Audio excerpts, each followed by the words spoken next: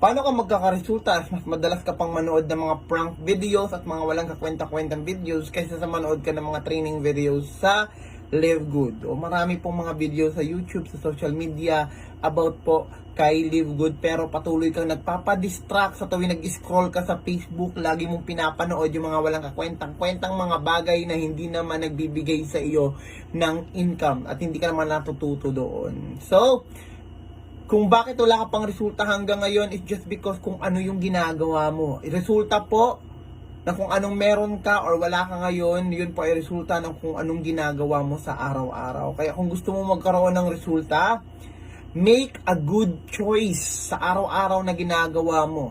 Kung gusto mo magkaroon ng resulta sa Live Good, kumita, may mga tao kang mapasali kay Live Good at marami kang matulungan, aralin mo ang negosyo, don't waste time